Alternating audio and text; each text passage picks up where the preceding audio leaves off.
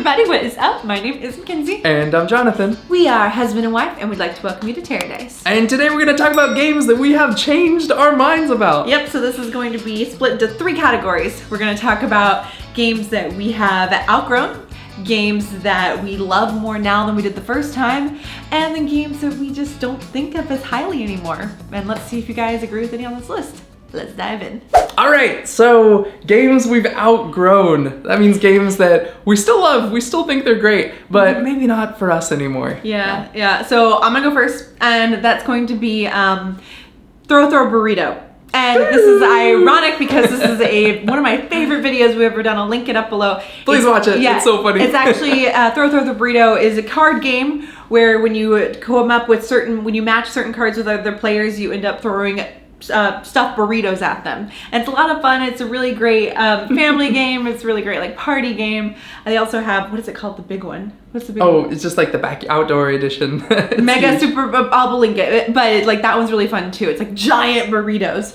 But it's not going to be my go-to party game anymore. I think I played it a lot, and I think it's one of those that you play with family at the beginning. It has a gimmick a couple of first times you play it, and we got it originally to be able to play with family and friends, and now those groups of people we play with, they've grown beyond Throw the Burrito as well. For me, it's going to be Pandemic. Pandemic is a game where you are trying to cure diseases that are sort of breaking out all over the country, the planet Earth, kind of every country. And so you're running around curing disease and trying to, stop it from spreading, which is very timely now. Maybe that's part of why I don't play it anymore. But too realistic. Yes. But it's just the strategy is limited in the sense that even though it's cooperative, there are certain roles that everyone's supposed to fit into, and if they don't, everyone else is just kind of like, what you doing there, bud? And so I like games where everyone can have a bit more of their own agency and can do what they want to do. Now, you said to me the other day that Pandemic Hot Zone you think is what Pandemic should be. Yes, if you haven't played Pandemic Hot Zone, like North America, I think we even have it up. Yeah, it's right here. Yes, Pandemic Hot Zone. Pandemic Hot Zone North America is very good because it takes up so much shelf space for the base game, and this is just so much smaller, and it does a really good job at being the same game in like 30 minutes. So I highly recommend this. This is very good. All right, next category is games that we have raised in standards. Maybe didn't like it so much the first time, or maybe we love it now.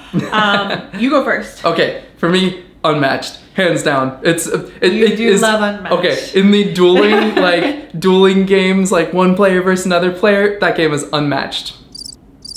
Cricket. But seriously, it was a game that I originally was like, okay, yeah, I see what's going on. I like it. I kept the set. It was cool. Got Cobble and Fog. That was an awesome set. Basically, it's this dueling game between like pop culture figures and like literature figures, and you got Dracula and Sherlock Holmes and Robin Hood and Bigfoot and Little Red Riding Hood and all these really good characters. But I think the thing that I'm most impressed with is that they just keep getting better. They keep getting more ingenuitive in what they're building. The new Marvel sets blow my mind. They're so cool. I love how Elektra works. I love how Bullseye works. So it's just like so cool to see all these new characters that they've just continued to innovate, and I think they're gonna keep going. So the one that I feel like I really love now, and I didn't really like it the first time, and that would be Scythe by Stonemaier Games, which is an extremely popular game. And the first time we played it, I just was not feeling it.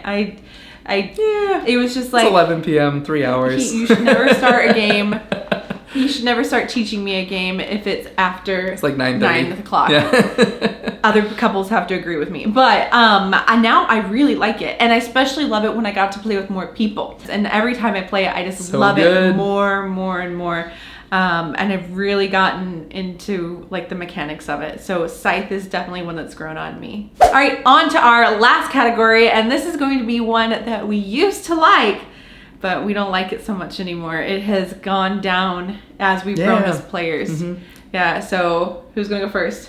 I'll go first. Okay. Yeah. So this is a game that was very popular when it came out. A lot of people like this. It made a big splash. A lot of people said it's better than Calico, which is one of my favorite puzzle games. It is Cascadia. So I played Cascadia. First of all, I saw it and I thought it looked cool. I was excited, and I went and played it, and I thought it was pretty good. I was like, yeah, this was fun. I liked this. I like the puzzle. I like what's going on. But I played it for a second time, And I started to realize Cascadia has almost no restricting turns. Like there's never a time when you look at the 4 tiles that are available, you're building out a park and you get to pick a tile with some land formations on it, and you get to pick an animal that's gonna live on your park.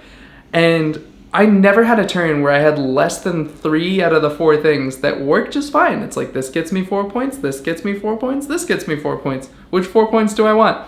There's not enough like punishing deep decision making where if I pick the wrong one, it's gonna actually mess me up. I always was like getting points every turn, and it was just way too like unrestrictive. So I just think that there are more challenging puzzle games. I think it's a great one for family.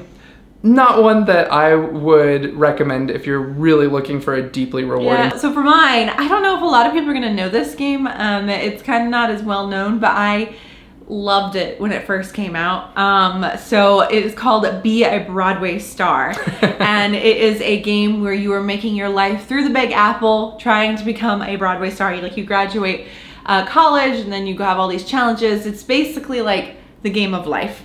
And before I was a gamer, before I got really into games, I got this game, and to me it seemed so realistic to what like musical theater is in the real life, because I am a musical theater performer, and I would still say that. I would still say all the actions that you land on, all of like the cutthroat stuff that you do is still very realistic. But we pulled it out the other night, and I hadn't played it in years, and I was like, oh my gosh, this is like not at all. Like after we designed Bark Avenue, I'm like I am like graphic design like craziness now. I like look at everybody's graphic design, and it is just the design and the graphics, it's just everything is not up to par of what I remembered, which was kind of cool because I think the game has its place for people and it has a time.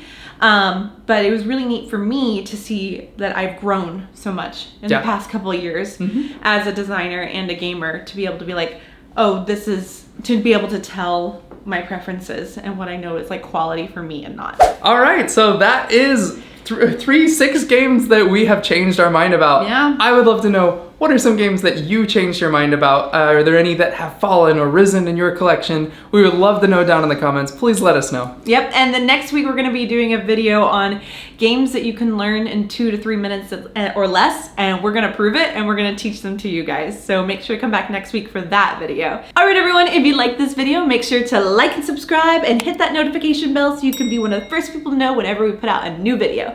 And we'll see you next time. Happy playing!